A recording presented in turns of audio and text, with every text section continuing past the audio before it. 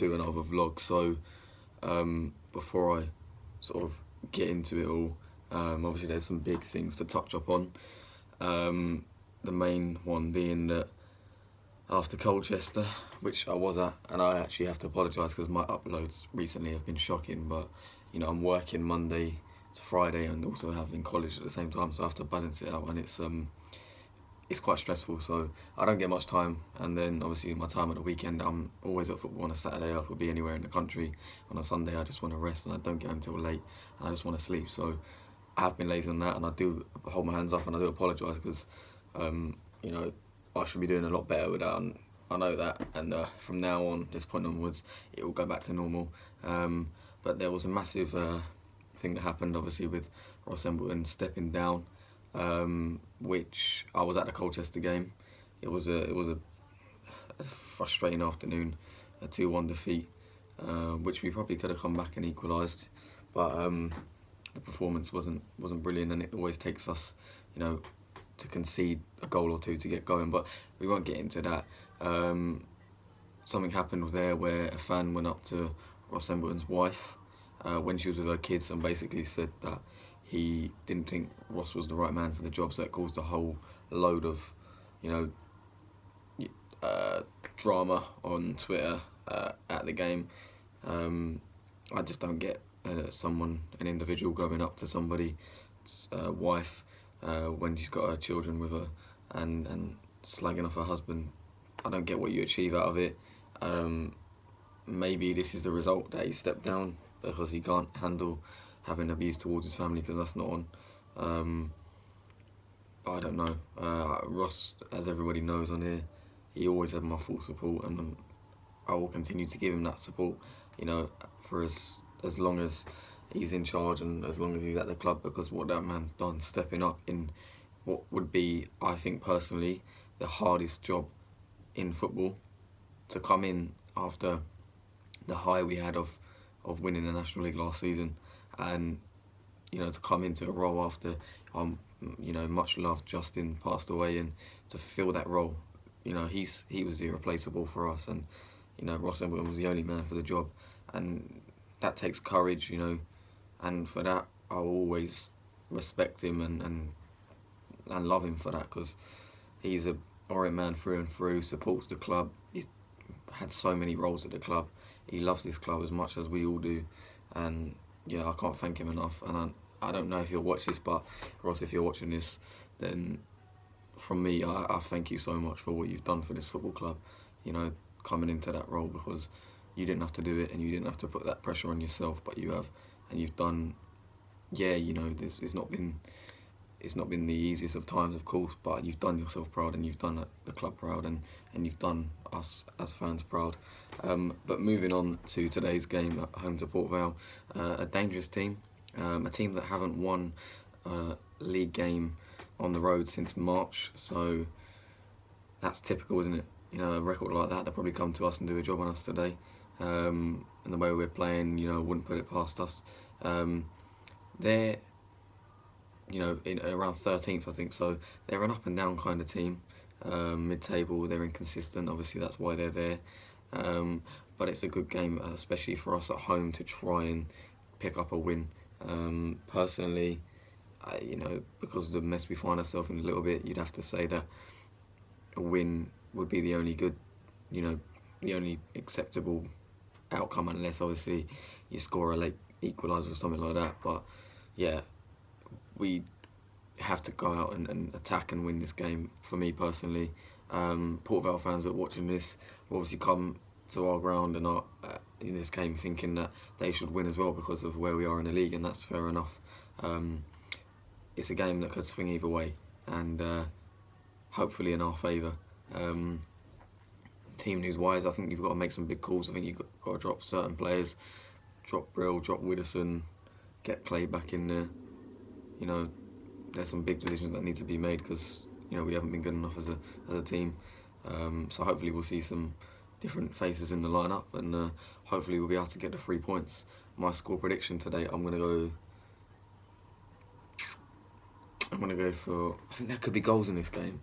The fact that they are where they are and we are where we are, the defences of both teams clearly aren't great.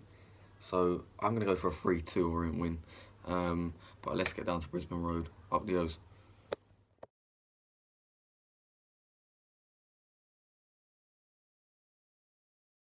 Come on in. Let's go.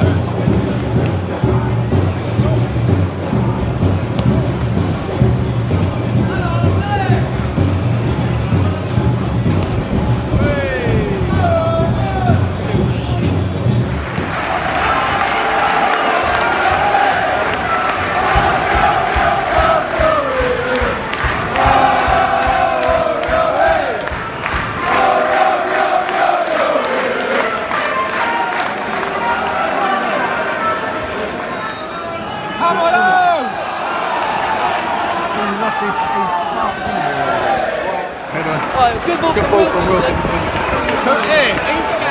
Poor defending. What's poor defending? 2-1. 2-1. Fucking awful defending yet again. Well, get out. One. Too easy. Calm. He's good at the ball. That's the ball's pretty bad. He's done alright, Wilkinson. Yeah, he's everywhere. He's everywhere. He's hitting the wall. Go.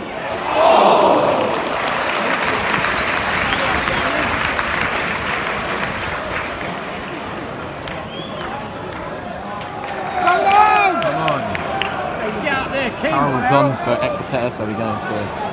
Oh, ref, come on. Look him. That's high. Don't say that. He's talking a high foot. Go on, Happy. Straighten it up on your birthday, mate. Second ball. Shoot.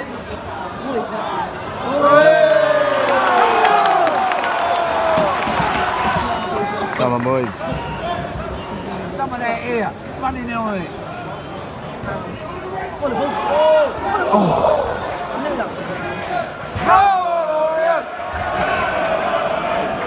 Happy's going to score on his birthday, isn't he? Go on, Dan, straighten your bolts, mate.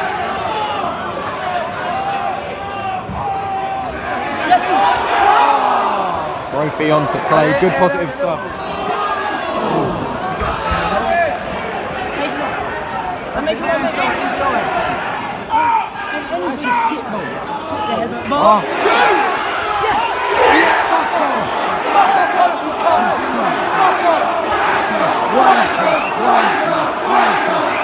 That's good sub. Right at the end. Just smashed in top corner. Smash and grab. The second Don't half. deserve that, do they, really? So frustrating. Go on, Ling. Oh, what are you doing right?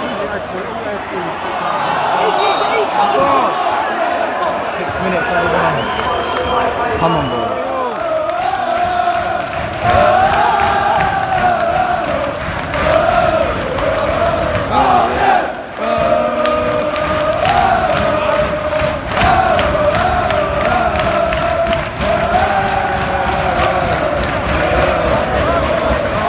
Players on the floor means so much to both, and both teams could have nipped it. 3-3, a brilliant game.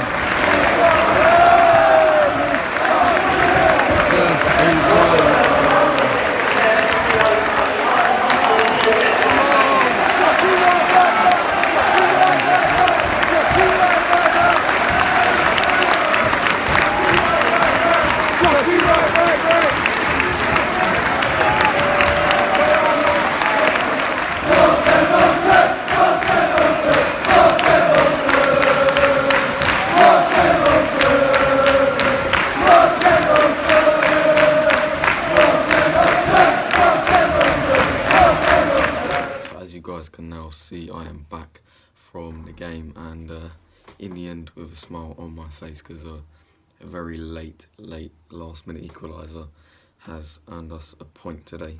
And I remember saying at the start that I would potentially take a point under circumstances like this one where you have to leave it late. So you know, if you get anything and you get an equaliser, you've got to take it. And, you know, we've got to respect this point and use it as a stepping stone to try and build on and move on from, you know. We have a tough trip away at Northampton next week anyway. We won't go into that yet, but, you know, assessing the game, I thought we started off brightly.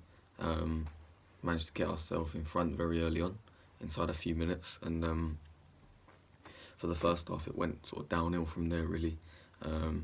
With that formation, I find playing 5 at the back, which we did today, that when, you know, you go a goal up or a goal down, you know, teams come onto you, and obviously having 5 at the back, I think it invites them onto you even more, because you naturally have to sit that little bit deeper and you've got more bodies back and less men pressing.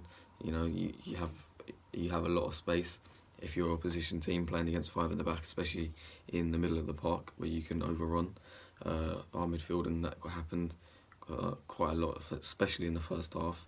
And they worked their way back into the game and deserved to be level. And then after levelling, not long after, they managed to find themselves in front. I mean, both goals, again, poor defending. I think that has been the story of our season so far. You know, I feel like we've played some good football, and, you know, we've outplayed certain teams, and we've undone that all by, you know, having conceded silly goals and mistakes. I'm not saying that we dominated the first half or anything, because we didn't. They were the better team, and at half time I was, you know, just happy to be only 2-1 down, because at the end of the day it could have been more. You know, you could have seen that game going 3-1 at half time, and had that happened, we'd have been out of the game. I don't think you come back from that, you know, as it's happened to us before. But it's, you know, it was disappointing to go into the break behind after getting yourself in front so early on.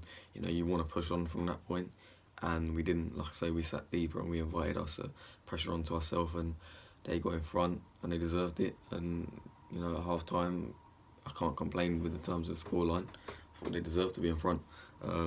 But I think obviously Ross probably got into them at half time, because we come out a completely different team in the second half, brought the game to them, you know, which is something we didn't do in the first half. You know, yeah, we went in front early on, but the game hadn't even got started really. It was that early on. So we actually took the game to them in the second half. And, you know, we had to be a little bit patient and we had to wait, but we ended up obviously opening the scoring, as you can see here, through a brilliant strike for Connor Wilkinson.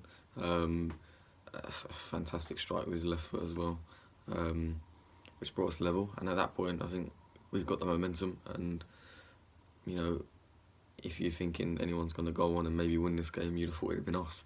And they hit us on the counter-attack 5 minutes from time, and you know, out of nothing, they got themselves in front again.